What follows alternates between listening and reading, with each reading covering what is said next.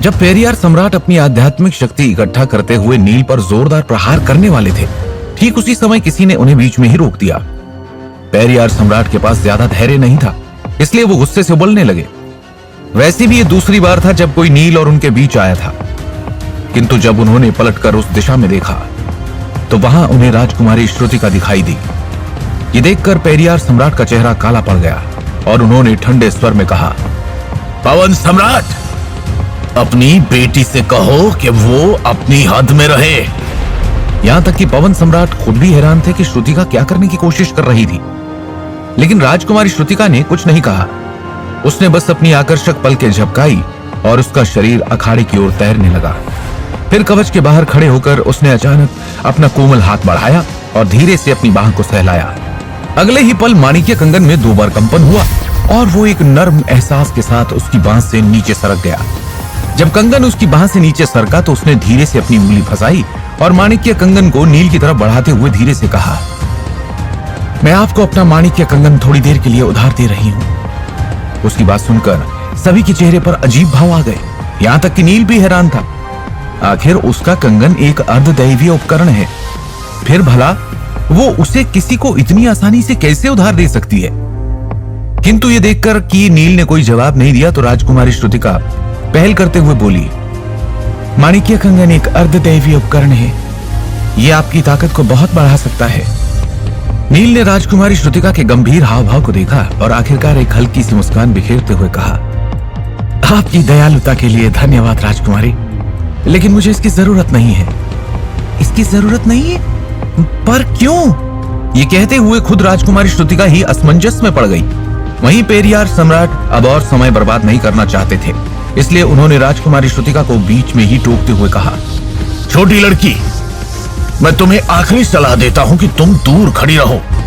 मुझे डर है कि यह कवच मेरे मुक्के की ताकत का सामना नहीं कर पाएगा। ऐसे में अगर तुम्हें चोट लग गई तो अच्छा नहीं होगा। ये सुनकर पवन सम्राट के चेहरे पर मुस्कान आ गई। अगले ही पल उनका शरीर चमक उठा और उन्होंने राजकुमारी श्रुतिका को पकड़कर कवच से दूर खींच लिया। वहीं पेरियार सम्राट के शब्दों ने कवच के पास बैठे योद्धाओं को भी याद दिला दिया कि अगर किसी सूर्यमंडल के योद्धा की शक्ति कवच से बाहर निकल आए तो ये कितना भयानक होगा। इसलिए एक ही पल में बहुत सारे योद्धा अखाड़े से दूर हट गए। वो तभी रुके जब वो अखाड़े से 1 मील दूर पहुंच गए, लेकिन मंच पर मौजूद शुक्रमंडल और सूर्यमंडल के विशेषज्ञ अपनी जगह से नहीं हिले। उनकी ताकत के कारण पेरियार सम्राट के मुक्के की बची हुई ऊर्जा उन्हें चोट पहुंचाने के लिए पर्याप्त नहीं थी। तभी पेरियार सम्राट ने ठंडे स्वर में कहा, बच्चे, पेरियार दैवीय साम्राज्य को भड़काने के लिए तुम केवल अपने आप को ही दोषी ठहरा सकते हो। अब भाड़ में जाओ।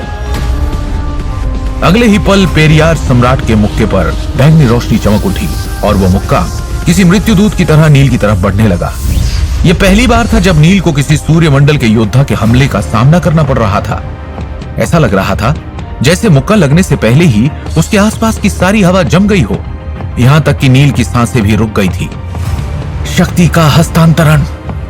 जैसे ही नील के मन में यह विचार कौंधा तो उसने पूरी पवित्र नाग नदी के साथ संबंध स्थापित कर लिया। नील के संपर्क स्थापित करते ही पेरियार सम्राट का मुक्का भी नील के करीब पहुंच चुका था। जिस पल पेरियार सम्राट ने अपना मुक्का चलाया तो एक धीमी लेकिन भयानक आवाज सुनाई दी और इसी के साथ अखाड़े की सुगबुगाहट फिर से शुरू हो गई। एक योद्धा ने आह भरते हुए कहा, अफसोस, हालांकि इस व्यक्ति का शरीर बहुत मजबूत है, लेकिन मुझे डर है कि ये इस मुक्के से राख में बदल जाएगा। तभी एक दूसरे योद्धा ने भी कहा, मुझे तो डर है कि उसकी राख भी नहीं बचेगी। ये बहुत दुख की बात है कि ऐसी राक्षसी प्रतिभा यूं ही मारी जाएगी।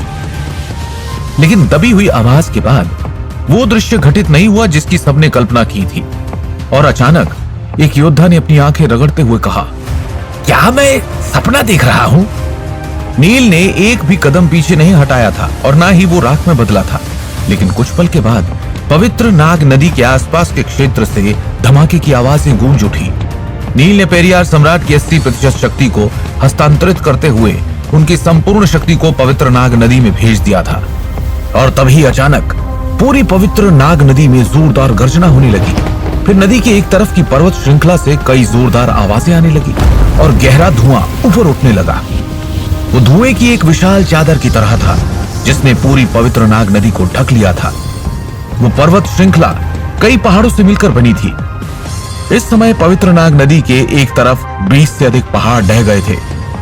ये देखकर नील भी मन ही मन चौंक गया। सूर्यमंडल के योद्धा की ताकत को कम करके नहीं आंका जाना चाहिए। हालांकि ये पेरियार सम्राट की शक्ति का केवल 80% ही था, फिर भी ये 20 से अधिक पहाड़ों को नष्ट करने में सक्षम था। लेकिन इतना भयानक हमला होने के बावजूद नील पूरी तरह से सुरक्षित और स्वस्थ था।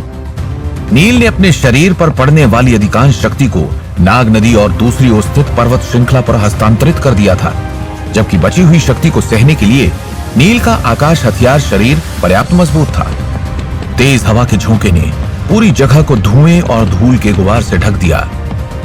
काफी देर बाद ढहे हुए पहाड़ों से उठा धुआं और धूल धीरे धीरे छटने लगी और सभी ने देखा कि नील और पेरियार सम्राट अभी भी अखाड़े के अंदर मौजूद है। तभी अचानक एक सूर्यमंडल का योद्धा अपना मुंह खोलकर नील को घूरने लगा और फिर हकलाते हुए बोला, मैंने कुछ गलत नहीं देखा है ना? ये पार्थ तो पूरी तरह सुरक्षित है। पास बैठा एक दूसरा योद्धा भी अवाक होकर बोला, हाँ वो सुरक्षित है, लेकिन अभी हुआ क्या था? तभी एक शीर्ष योद्धा ने अनुमान लगाते हुए कहा, ऐसा लग रहा है कि पार्थ को लंबकर्ण की क्षमता विरासत में मिल गई है। इस पर वो सूर्यमंडल का योद्धा तुरंत बोला, सही कहा, ये तो लंबकर्ण की क्षमता है। जब पार्थ ने लंबकर्ण के साथ मुकाबला किया था तब लंबकर्ण ने भी इसी चाल का उपयोग किया था। इस कमबख्त ने लंबकर्ण की क्षमता प्राप्त कर ली है। उस दृश्य को देखकर मैदान में मौजूद सभी प्रतिभाशाली योद्धा हैरान रह गए। वहीं सूर्यमंडल के योद्धाओं ने एक नजर अखाड़े में खड़े नील को देखकर पवित्र नाग नदी के पास ढहे पहाड़ों को देखा और इस दृश्य ने उन सभी को हैरत में डाल दिया। आखिर उसने लंबकर्ण की तकनीक कैसे प्राप्त की और क्या उसे लंबकर्ण की दिव्य शक्ति भी विरासत में मिल गई है? इस वक्त सभी के मन में यही प्रश्न घूम रहा था। असल में नील ने लंबकर्ण की आत्मा को नष्ट कर दिया था, जो उन सभी की उम्मीदों को मारने के बराबर था, जो लंबकर्ण की सहायता से अपनी शक्ति बढ़ाना चाहते थे। इस वजह से सम्राट विशेश्वर चोल भी निराश हो गए और वो नील की मदद करने के लिए आगे नहीं आ सके। किंतु अब लग रहा था कि नील को सचमुच लंबकर्ण की दिव्य शक्ति विरासत में मिली थी, इसलिए सम्राट विशेश्वर को भी नई उम्मीद दिखाई देने लगी। लेकिन इस समय पेरियार सम्राट की आंखें फिर से चमक उठी और उन्होंने नील पर फिर से मुक्का मार दिया। इस बार उन्होंने अपनी पूरी ताकत लगा दी। पेरियार सम्राट का दिमाग तेजी से घूम रहा था। इससे पहले वो लंबकर्ण को अपने नियंत्रण में रखते थे, लेकिन अगर उनकी दिव्य शक्ति सच में नील के पास आ गई तो वो बाकी दैवीय साम्राज्यों पर हावी नहीं हो पाएंगे। और तो और नील के साथ पहले से उनकी दुश्मनी थी, ऐसे में बाकी लोग भी उनके खिलाफ जा सकते थे। इसलिए वो अब जवाब नहीं जानना चाहते थे, चाहे नील ने सच में लंबकर्ण की दिव्य शक्ति छीनी हो या नहीं, लेकिन उससे आज मरना ही होगा। तभी सम्राट विशेश्वर चोल की आवाज गूंजी, शिशुपाल रुको। इसी के साथ पवन सम्राट ने भी उन्हें रोकने की कोशिश करते हुए कहा, शिशुपाल पहले इस बात की जांच कर लेनी चाहिए कि क्या पार्थ। लेकिन दुर्भाग्य से पेरियार सम्राट का हमला बहुत तेज था और उन्होंने सीधे नील के चेहरे पर मुक्का जड़ दिया। ये धूर्त पिछले हमले में भी मेरा कुछ नहीं बिगाड़ पाया था, फिर भी इसे लगता है कि ये अपनी 100% ताकत से मुझे हरा सकता है। कितना बेशर्म है ये, जो अपनी ही बात से पलट गया। ये सोचते हुए नील का चेहरा काला पड़ गया। इसके साथ ही उसके शरीर के सभी सर्पशल्क एक ही समय में सक्रिय हो गए और उसने भी अपना मुक्का आगे बढ़ा दिया। सर्पशल्कों को सक्रिय करने के बाद शुद्ध शक्ति के मामले में नील पेरियार सम्राट से ज्यादा कमजोर नहीं था। सबसे महत्वपूर्ण बात यह है कि जब पेरियार सम्राट की शक्ति नील के शरीर पर पड़ी तो नील ने उसे सीधे पवित्र नाग नदी में हस्तांतरित कर दिया, जबकि नील ने अपने मुक्के में सर्पशल्कों की शक्ति के अलावा अपनी आध्यात्मिक शक्ति और मौलिक ऊर्जा का भी उपयोग किया था, जिससे निकलने वाली भयानक शक्ति सीधे पेरियार सम्राट के सीने से टकरा गई थी। पेरियार सम्राट ने बिल्कुल भी नहीं सोचा था कि नील पलटवार करने की हिम्मत करेगा और ना ही उन्होंने ये सोचा था कि नील की ताकत इतनी भयानक होगी। इसलिए जब नील का मुक्का उनके शरीर पर पड़ा तो उन्हें ऐसा लगा जैसे उनकी छाती पर कोई पहाड़ आ गिरा हो।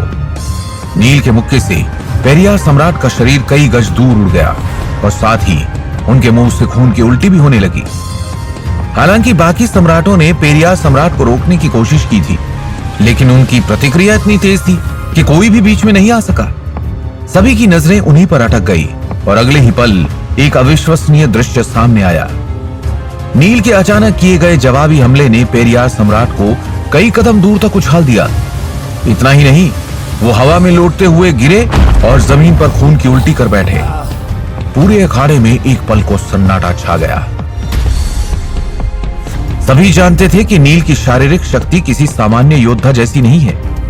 उसने आरव के अयामी कवच को तोड़ने और लंबकर्ण पर हमला करने के लिए भी अपनी शारीरिक शक्ति पर भरोसा किया था। यह बात सबको याद थी, लेकिन किसी ने भी कल्पना नहीं की थी कि वो एक सूर्यमंडल के योद्धा को इस तरह उड़ा देगा। सभी की सांसें अटक चुकी थी। बुधमंडल और सूर्यमंडल के योद्धाओं का फर्क जमीन आसमान जैसा था। वैसे भी किसी व्यक्ति का साधना स्तर जितना ऊंचा होगा, उसे नियम और शक्ति की उतनी ही गहरी समझ होगी। इस वजह से ऊंचे साधना स्तर के व्यक्ति को चुनौती देना बहुत कठिन होता है। यहां तक कि एक बुध मंडल के योद्धा के लिए किसी शुक्र मंडल के योद्धा को भी चुनौती देना मुश्किल था। और यहां नील ने तो सीधे एक सूर्यमंडल के सम्राट को पटक दिया था, वो भी उसके खुद के हमले से घायल करके। चारों ओर खड़े सूर्यमंडल के अन्य योद्धा केवल एक ही निष्कर्ष निकाल सके, शायद पेरियार सम्राट ने पार्थ को हल्के में ले लिया होगा। उन्होंने अपना आयाम भी नहीं खोला था, वरना पार्थ टिक ही नहीं पाता। लेकिन यही असली समस्या थी। अगर ये बात फैल गई कि एक सूर्यमंडल के योद्धा को एक बुध मंडल के लड़के से निपटने के लिए अपने आयाम का सहारा लेना पड़ा, तो पेरियार सम्राट का मजाक बन जाता। खैर, धूल थमते ही पेरियार सम्राट फिर से उठ खड़े हुए। उनका चेहरा विकृत था और आंखें खून से लाल।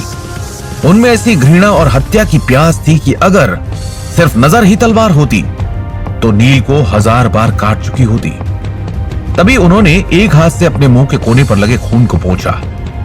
उन्होंने इतने सारे लोगों के सामने नील से मुक्का खाया था, जिनमें बुध मंडल के प्रतिभाशाली योद्धा और सभी दैवीय साम्राज्यों के युवराज और राजकुमार शामिल थे। आज उन्होंने उन सभी के सामने अपना सारा सम्मान खो दिया था। तभी पेरियार सम्राट ने ठंडे स्वर में कहा, पार्थ, हालांकि तुम केवल बुध मंडल में हो, फिर भी तुम मेरे प्रतिद्वंदी बनने के लिए पर्याप्त शक्तिशाली हो। इसी के साथ उनकी आंखों में दिख रहा हत्या का इरादा धीरे धीरे फीका पड़ गया और उसकी जगह युद्ध के इरादे ने ले ली। तो क्या होगा आगे? अगर पेरियार सम्राट ने अपने आयाम को सक्रिय कर लिया, तो क्या नील तब भी उनका सामना कर पाएगा? क्या वो इस मुश्किल से बाहर निकल पाएगा? और क्या होगा जब नील को बचाने के लिए बाकी सूर्यमंडल के सम्राट आ जाएंगे पेरियार सम्राट के सामने? आखिर किस कीमत पर मिलेगा नील को आत्मा पोषक काष्ठ?